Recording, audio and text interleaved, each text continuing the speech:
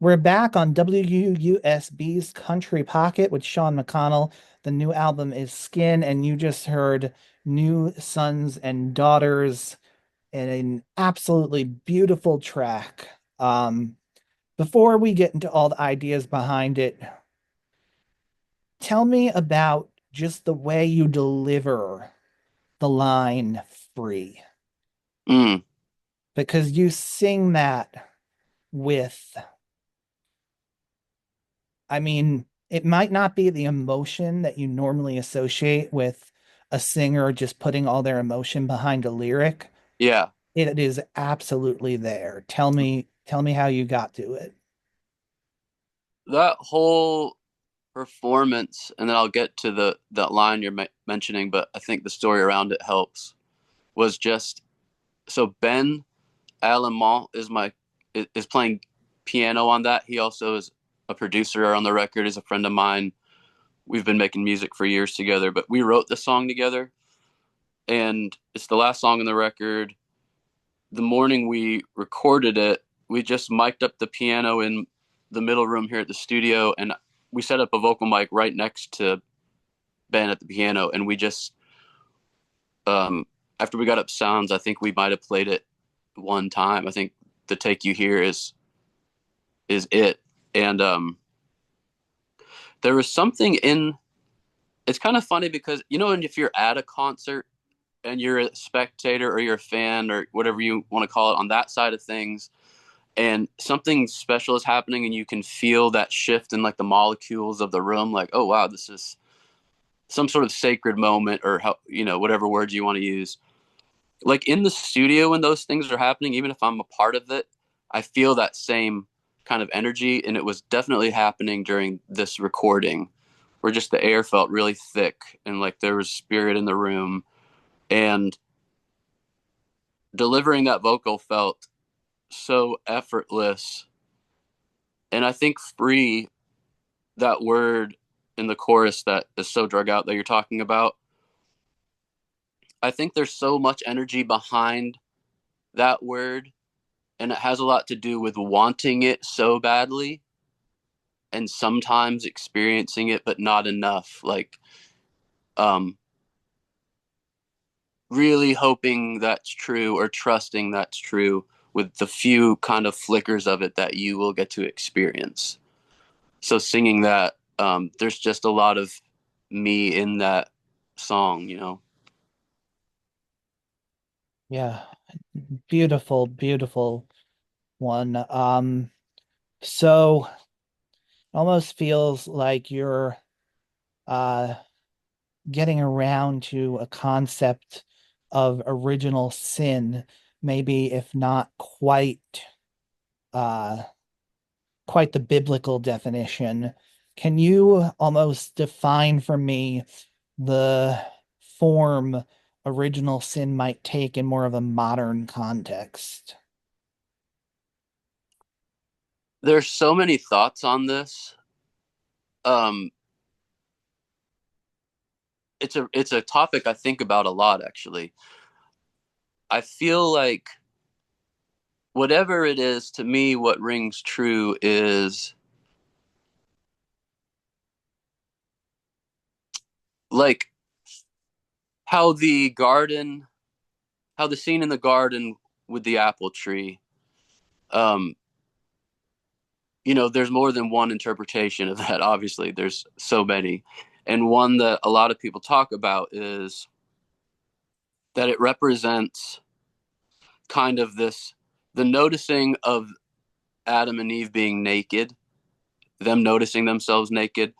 It's kind of the whatever you want to call the distance from that flow state of nature where everything is and it just is and you are. All of a sudden you're seeing shame and you're seeing differences and duality. I think it has a lot to do with that whole concept of the world of duality versus the oneness, and possibly coming from that oneness. It's hard to understand when you're in the world of duality. And I think that metaphor has a lot to do with it, which could be completely separate from or in addition to the thought for this song being um, there is, again, it kind of comes back to the unlearning thing, that that song is kind of sifting through this haze of all of the baggage of many things, religion, things people said, things I was taught, ways I was raised, you pick it. And this song is saying, at the bottom of that, you know, is it love and benevolence and freedom? And I think it is. I don't know what it is, but I think it is. And I think that song just, it speaks to the belief of it. And also, like, I feel like an author or another songwriter, often we're singing and writing about things that we want but don't have, or experiencing them a little bit and want more, but it's hard to get back there, if that makes sense. So you're thinking about this on a deeply personal sense. Yeah, absolutely. When I heard that song, especially the notion of being free of the sins of our fathers, and it's almost like what the world has been made into Hmm. is something we need to ourselves break free of. And it doesn't seem like it's going to be an easy task. Yeah.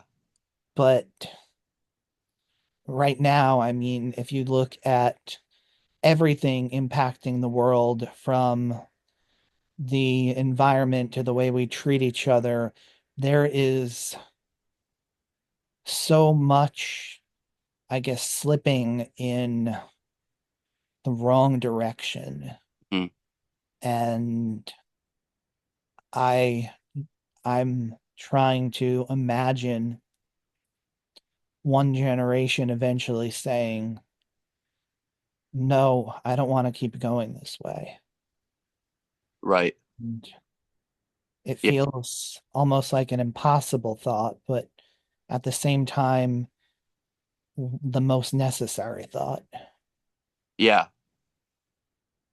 Yeah. I think there's a parallel there for sure. And I think, yeah, a necessary thought for, in either of those scenarios, it's a necessary thought for like moving forward into whatever can be positive. If there's to be a positive future, I think they both speak to that. I was really more in myself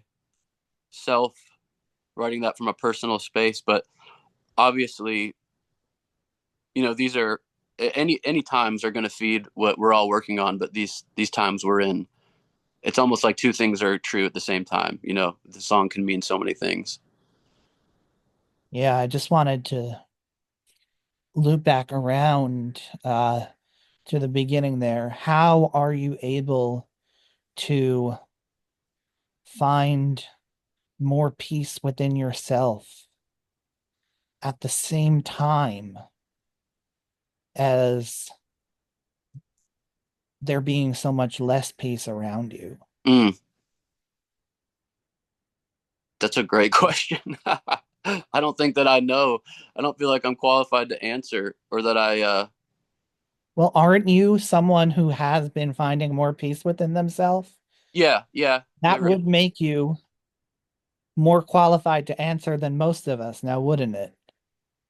I suppose so. I guess in my mind, like anyone else, I'm thinking depends on the day. Kind of gives me imposter syndrome to say that, but I am, yeah, I'm more hope. I would say I'm a lot more hopeful than I used to be. I'm less prone to um, slipping back into darker thought patterns. I've been working on that a lot. It seems to be paying off, and um,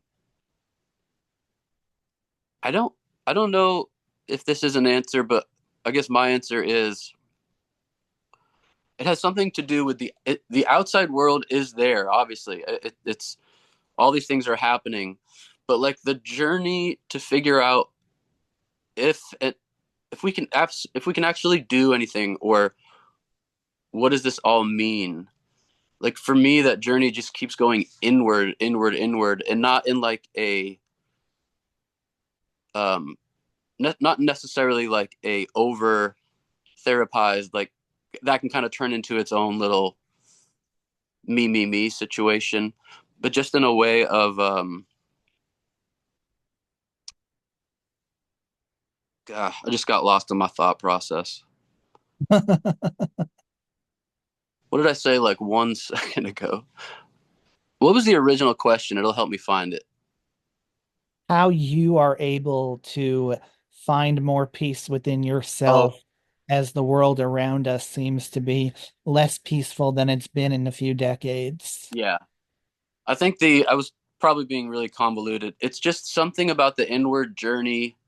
I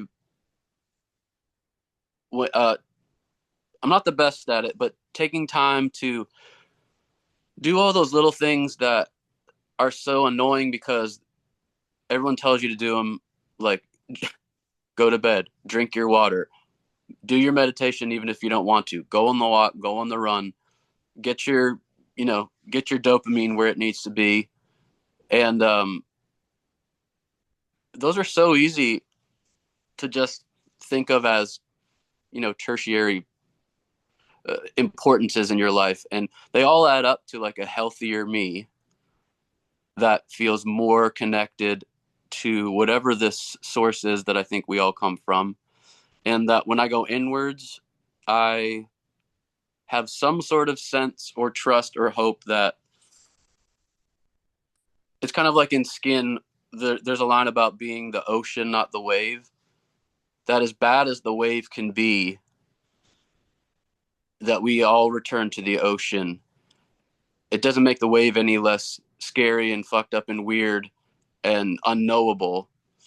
But I just have a trust that whatever that ocean is, that we get back there, and that it is love and that it's benevolent. And that's, I think, holding on to that just does give me some peace. That's uh that's a beautiful thing to hold on to. Uh you you seem to be a bit of a religious philosopher, maybe without following any particular religion. I'm definitely a I don't know about a philosopher. I'm definitely a dabbler, and I'm, for better or for worse, it's been an obsession of mine since I was a kid, and it's always in my music, and it's normally what I'm reading.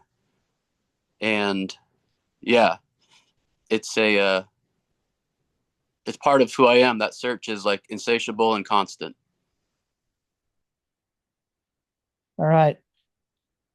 Well, that leads me very nicely to our final question. I always like to end these interviews by having the artist pick out a song for me to play them out on.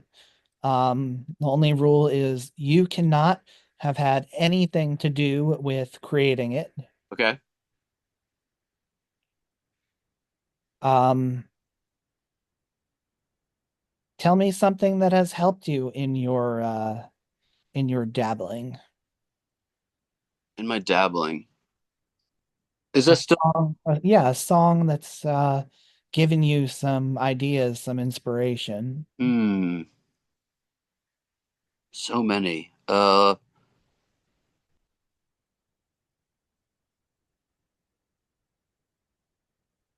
Man, there's an old. This is kind of a. I don't know why this one's coming to mind, but there's an artist named Sarah Groves, and she's a Christian artist, I believe, or was, I think, still is. But there is one song, and she's fantastic. I don't know a lot of her music, but there's a couple of songs of hers that have stuck with me, and there's one. I'm gonna probably have to hit you back with the title of it. I can't believe I can't remember it. Um, Yeah, I have some editing to do, regardless. Go ahead. um, You can I'll I'll find the title of it, but I think because of where I was on my own spiritual quest at the time of hearing it, even though this might have been 20 years ago, and I've wound up in the wild somewhere, and I still listen to the song probably a couple of times a year, and it always brings me the magic of. It's basically the story of this kid whose parents are trying to figure out what's wrong with her and taking her to therapy, and she's just going out in the backyard and looking up at the sky and just asking the questions like, is God real? um why is this happening? Why, all the while there's this like very primal beat, like a heartbeat kind of rhythm section. There's something about the combination of that lyric and the track and her beautiful voice and the honesty of the lyric that I don't even put it really in that box of Christian music or faith music. It's just like it's such a human song, and it spoke to me. It's such, kind of one of many forks in the road that you get to when you're on this journey. And it's a I'm going to find the name of it, so you can put it in the show, but it's a special one. All right. All right.